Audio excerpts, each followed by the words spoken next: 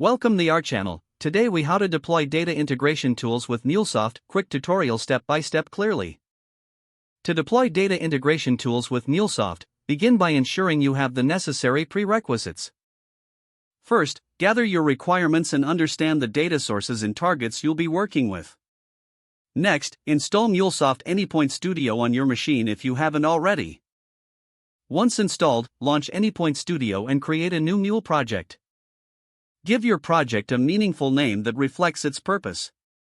In the project, add the required connectors for your data sources, such as databases, APIs, or files. Configure each connector by providing the necessary connection details, like host names and credentials. After setting up the connectors, design your data flow in the visual interface. Drag and drop components to facilitate data transformation and integration. Use Data Weave for any data transformation tasks that are necessary. Validate your integration flows by conducting unit tests within Anypoint Studio. Once testing is successful, it's time to set up your deployment environment. Log into your MuleSoft account and navigate to the Anypoint platform. Create a new application in Cloud Hub or on-premises based on your requirements. Package your Mule application as a deployable unit. Upload your packaged application to the selected deployment environment. Configure environment-specific parameters to suit your application needs. After configuration, deploy the application and monitor the deployment process.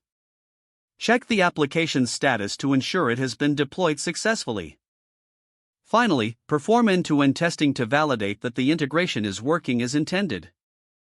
These steps will help you effectively deploy data integration tools using MuleSoft. If the page does not load, refresh the browser or try again in a private or incognito window.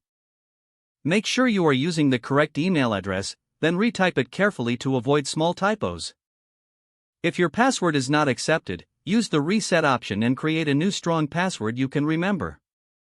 Check your spam folder for verification or security emails, then complete any requested confirmation steps. Enable two-factor authentication if available to improve account security and reduce unauthorized access risk. After signing in, review your profile details so your contact information and settings are accurate and current. If you see an error message, note it down and try again after restarting your device and internet connection. Don't forget to like this video and subscribe to our channel for more step-by-step tech guides.